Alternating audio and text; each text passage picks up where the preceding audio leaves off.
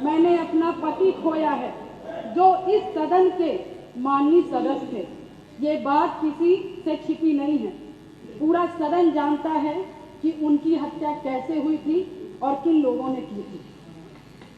मैं धन्यवाद देना चाहती हूँ माननीय मुख्यमंत्री जी को, जिन्होंने मेरे छुपे हुए उन आंसुओं को देखने का काम किया जो वर्षों में किसी ने देखने का काम नहीं किया।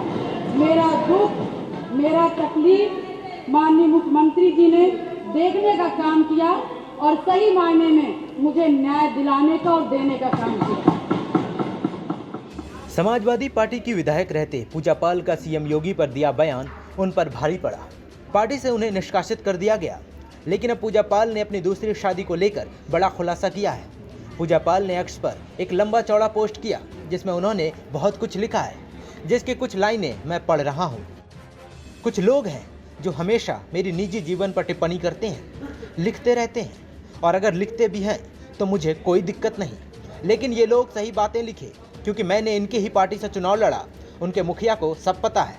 उनके कुछ नेतागण हैं, उनको पता है कि सन 2017 में मैं चुनाव हारी, और ये मौका देखते हुए अतीक और मेरे मायके के रिश्तेदारों जो विधायक का चुनाव लड़ना चाह रहे थे, इस चक्कर में लग गए कि मैं अब एकदम पीछे चली जाऊं, मेरी राजनीतिक करियर ही समाप्त हो जाए, मैं राजू पाल का मुकदमा न लड़ पाऊं।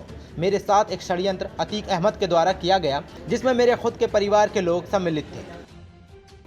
इस पोस्ट में पूजा पाल ने अपनी दूसरी शादी का भी जिक्र किया। उन्होंने कहा कि मेरे ही परिवार के भाई ने कहा आप विवाह कर लीजिए, हम आपके साथ हैं, और जब विवाह हो गई तो मुझे शादी के कुछ दिनों बाद सच्चाई का पता चला, क्योंकि यही लोग फिर कहीं बैठकर ये बातें कर रहे थे कि अब अतीक के खिलाफ मुकदमा खत्म हो जाएगा।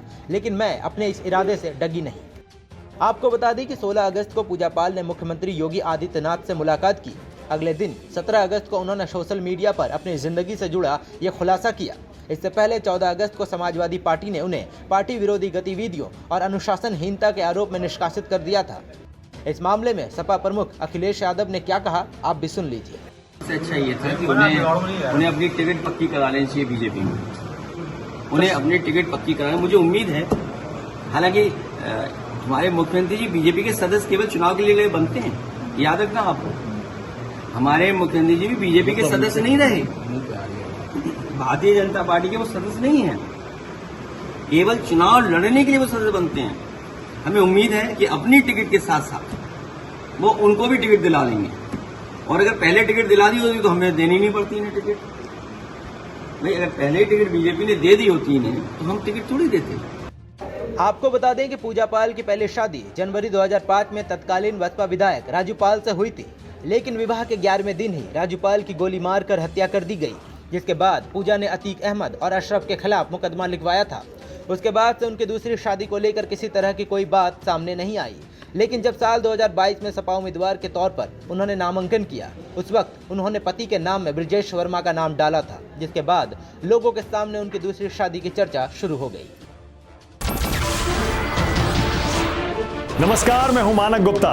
अगर आपको हमारा ये वीडियो पसंद आया हो तो इसे लाइक और शेयर जरूर करें, और हाँ, हमें सब्सक्राइब और फॉलो करना ना भूलें, ताकि आप देश और दुनिया की कोई खबर मिस ना करें।